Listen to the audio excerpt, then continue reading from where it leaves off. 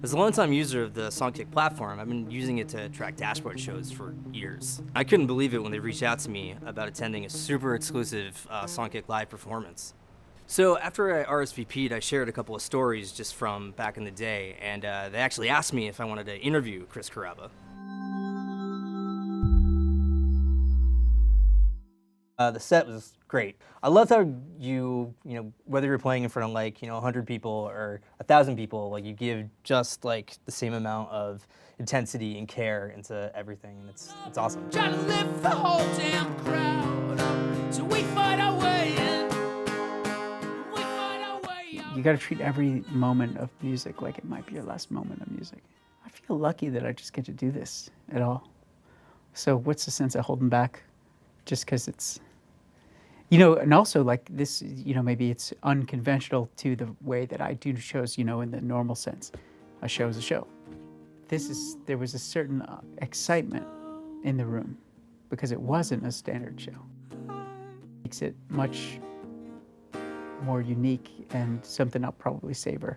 And I knew it even in the first bar of the first song. I was like, oh, this is special. This is a good night. Speaking of special, so the first time I saw you play was the Vagrant America tour, 2001, July 8th, 2001. I grew up in New Haven, so it was at Toad's Place. So it was you and Hot Rod Circuit, Saves the Day, and The Anniversary. Mm-hmm. The show was special because it was one of the only shows that I can remember. It felt like everybody I had ever met was at that show, and it kind of like broke a lot of the scene lines, because like in New Haven there's a lot of like ska kids, there's a lot of hardcore kids, and there's like like a lot of like pop punkers, but everybody was there and everybody was having like an objectively good time. I think there's something special about our scene, and continues to be, is that it erases a lot of the genre lines that people generally listen to. There's a lot of overlap. And yet everybody that comes feels really welcome and comfortable, even though it may be not their main scene they're from. And I think a lot of that has to do with like the fact that, at least for my band, I can only speak for my band, but I think it's true of some of those bands we were just talking about, Safe Stay, Hot Rod, where there's not this line of like, we're the band, you're the audience, and we're different from each other. Mm-hmm. It's more like, here we are together to see if we can all collectively create something special. And what was so cool about it though was it had this like very like unifying thing, but over the years I felt like that sort of continued, especially when it comes to Dashboard. Like I would meet like really like tough dudes and be like, yeah, my favorite bands are like Bane, With Honor, Dashboard Confessional, and Raina Maria. Yeah. Like it was like you were in that sort of that class of bands that I felt like you could listen to like all the like fast, aggressive, tough stuff that you want, but Dashboard was one of those things that kind of everybody enjoyed. We probably don't look like the band that would have like the giant, massive bearded guys with neck tattoos that look like stevedores or something that are our fans, but they are. And I'm not sure how that came to be, other than maybe that's the world I'm from too. Mm-hmm. Growing up in that hardcore scene, and maybe there's some sensibility that I bring to it from that they can relate to, even though I sing in a softer way or sing in a more overtly emotional way, which, by the way, I'll just point out that I think hardcore is very emotional. I think there's a difference between, like, say, metal and hardcore. Hardcore is not macho. It's emotional. Right. What's kind of the first thing that comes to mind when you think about sort of that early 2000s boom of all of these awesome bands happening? I think the friendships.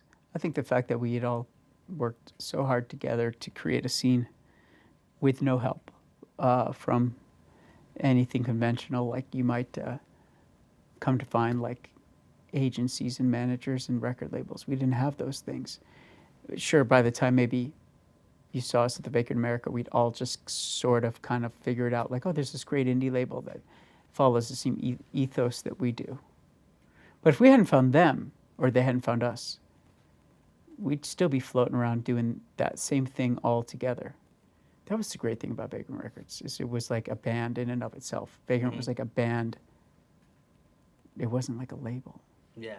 They they were like, we're all members of one band, this Vagrant Records thing. Before that, we were touring together anyway. I mean, even before it was called the Vagrant Records. And it was years before any of us really got success beyond the underground scene. 2000 to 2003 was this period of camaraderie. Then we all started becoming like career musicians.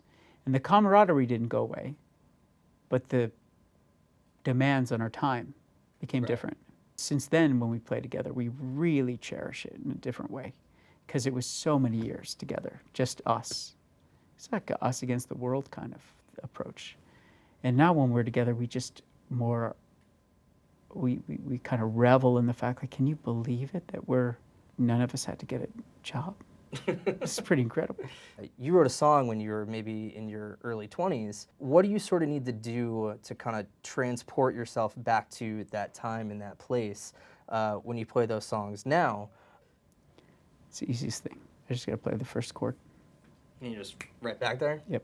That's amazing. I mean, what makes it even more incredible, I feel like, is back then, there weren't a lot of the same tools available that are available now, you know? Right. So like, you know, back then, how you'd learn about new music is like a kid handing out flyers in the parking lot, or like you'd see, you know, somebody would walk into high school with like, you know, a t-shirt of a band you didn't know and be like, oh, who's that? Oh, you haven't heard them? And that's kind of how you discovered new music. But now with social media and the internet, and do you find that it's a little easier or harder to really get yourself out there and get yourself heard? And I don't worry about those metrics.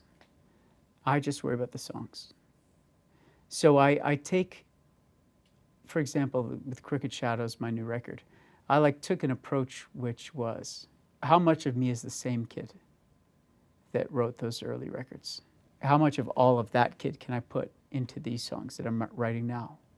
So yes, all those wonderful things like the multimedia outlets and certainly all the streaming sites and all that, they're all just invaluable.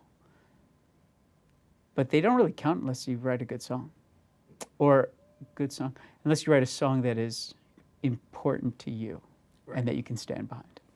When you think about sort of, you know, where you've gone in your career, I mean, what do you think are some of the biggest lessons that you've learned? Because if you look at it, you know, in a kind of linear timeline, that first release of Swiss Army Romance and being on the Spider-Man 2 soundtrack, it seemed like it was only a couple of years, you know, so it was kind of just like very quick change from an outsider point of view. We were on tour for like 300 days of the year for about 10 years. So all that stuff, all those big moments happened in what might on the outside have looked like rapid succession. To us, we were grinding hard. So to get opportunities when they came were incredible, but they didn't seem like one after the next. They were just after, you know, we got this great opportunity. 200 shows later, we get this great opportunity. That's a lot of shows. That's a lot of shows. So the time was condensed, but the amount of work that we were doing was immense. Yeah. What sort of elements of, you know, sort of the hustle did you take with you to kind of keep the pace going, keep the momentum going, so that you know, would still, you know, still love this and not lose sight of why you're doing it in the first place?